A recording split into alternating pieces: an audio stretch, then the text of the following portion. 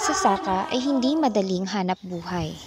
Simula sa pagbubungkal ng matigas na lupa, proseso ng pagtatanim, hanggang sa pag-aani ay kinakailangan ng pagtsatsaga, diskarte, at higit sa lahat ay pisikal na lakas ng pangangatawan.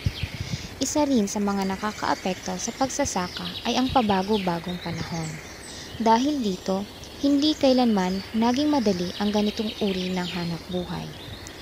Noon pa man, nakagisnan na ng mga Pilipino na ang kalalakihan lamang ang may kakayahang gawin ang ganitong uri ng trabaho.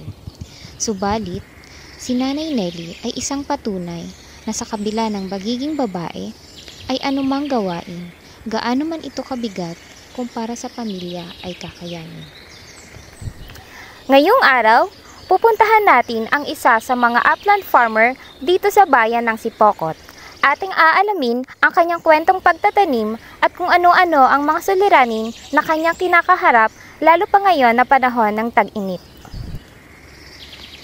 Sa Barangay Lubigan Jr., dito sa bayan ng Sipokot, nakatira ang 70 taong gulang na si Nanay Nelly, isang tradisyonal na magsasaka kung saan siya ay nakakaani ng iba't ibang uri ng produkto tulad ng kamote, papaya, sili, niyog, isda at marami pang iba.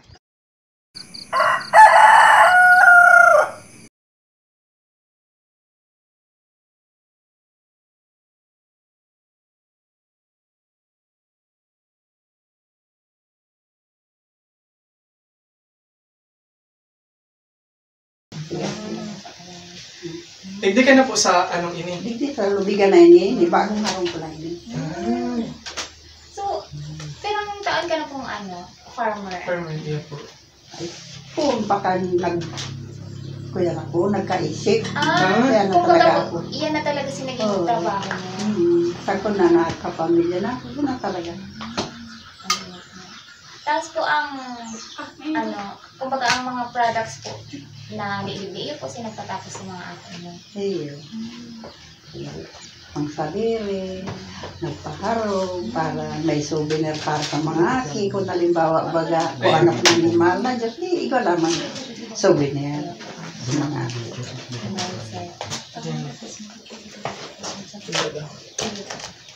Bako man akong tinansigi, dati nakasangrawan niya sa kuya, kantag sa diri. Dahil man natutubos ka, yan okay. So, ano yung sa baboy? Pero basically, sa imo naman ito, dahil pa man natutubos. Dahil man yan. Say yeah, more now. Nakasara po. Pero ano po, hindi binabayadan mo po? Ano yan? Dahil man yan ititulado, kantag sa diri. Garo, kaya tayo niya. Garo ano po siya?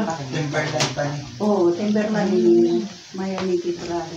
Dahil pati po rin. Pero pwede niya yung paano mo. Kantag sa diri. Ano po kayo, ano niya, pag 10 years ata yun, hindi na siya magpaano ka. Ayun. Pag 10 years na siya. CA. Yung pag CA 11573. Nakulong kaya kanina kukuya sa diri. Kaya mapagal-ini. Kaya po talaga ka, may title ka. May sa diri po. Katakot kaya kanina sa diri. Kaya yung sa diri kanina sa Manila. Kaya nandi. Bera din magkuli. Siya si Nanay Nelly Macandog. Sa edad na 50, mag-isa niyang pinasan ang responsibilidad ng isang ama at ina sa kanyang 6 na anak. 20 taon na ang nakararaan nang pumanaw ang kanyang asawa. Magmula noon ay mag-isa niyang itinaguyod ang pangangailangan ng 6 na anak hanggang sa ang mga ito'y makapagtapos na ng pag-aaral at magsipag-asawa. Magsimula nang siya ay nagkaisip, pagtatanim na ang naging kabuhayan ng kanyang pamilya. Ayon sa kanya, ang lupa na kanyang sinasaka ay umaabot ng 12 ektarya. Ang lupain na ito ay isinangla sa kanila 30 taon na ang nakalilipas at hanggang sa kasalukuyan ay hindi pa rin natutubos ng may-ari. Panyo, batag, sa mga prutas, pag namumunga na, yun man. Tapos ano na po yan sa liring konsumo? Dahil po ano yung tigna-market, tigna-dala. Yun ma'am, pag minsan ikaw naglalao din nagbabakal, pagkako. Pero po dahil ka talaga na-deliver din lang sa... Dahil, dadayo naman kang pipikang para basa. Sinda naman na nagkukuha.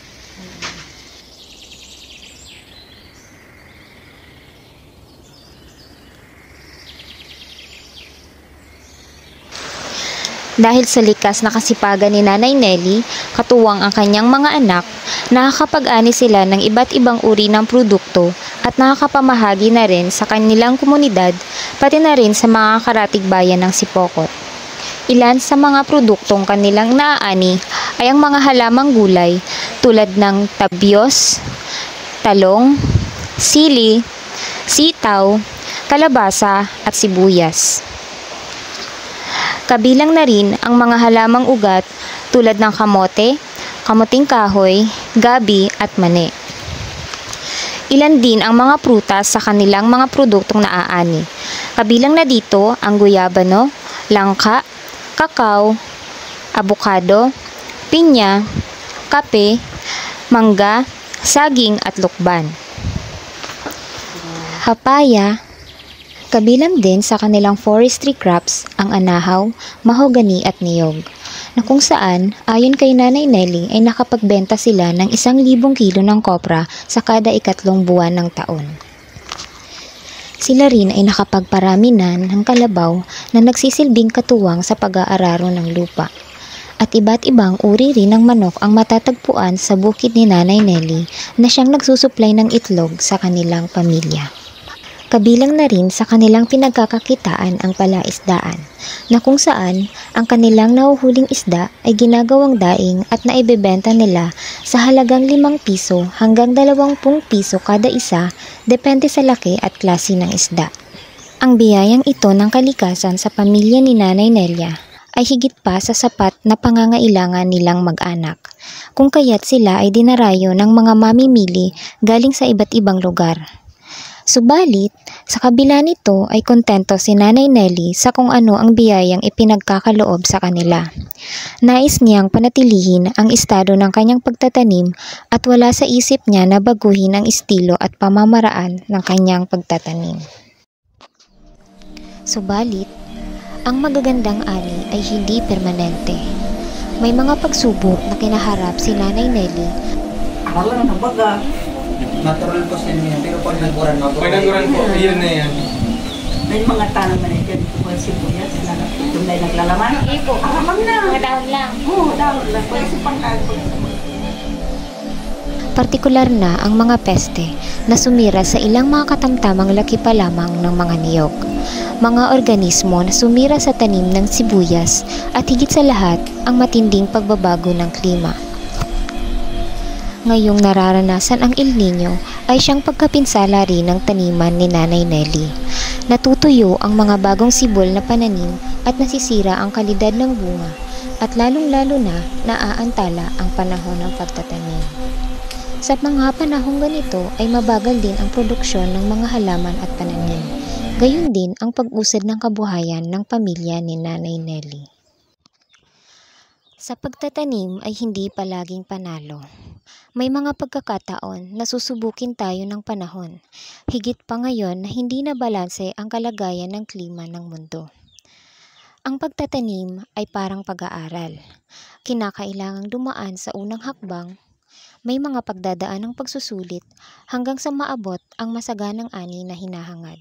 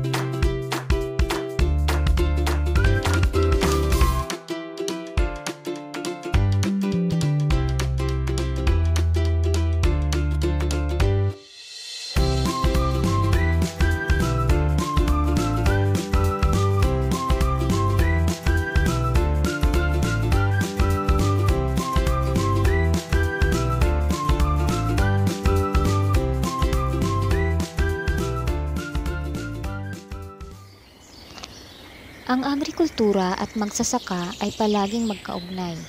Hindi madaling hanap buhay ang pagbubungkal ng lupa at pagpapatubo ng tinanim para lamang mapunan ang pangunahing pangangailangan ng bayan, ang pagkain.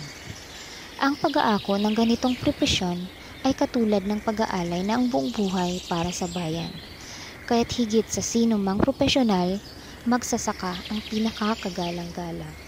Ang kahanga-hanga si Nanay Nelly. Hindi naging hadlang sa kanya ang pag-iisa dahil sa maagang pagpanaw ng kanyang asawa. Siya man ay sinubok ng panahon ay nanaig sa kanya ang dedikasyon at kagustuhan na mapabuti ang kanyang pamilya. Siya ay isang buhay na patunay na gaano man kahirap, kabigat ang anumang pagsubok ay hindi nadidetermina ng anumang kasarian. Anumang pagsubok na dumating sa isang tao hanggat siya, ang puso niya ay para sa pamilya, kakayanin anumang hirap nito.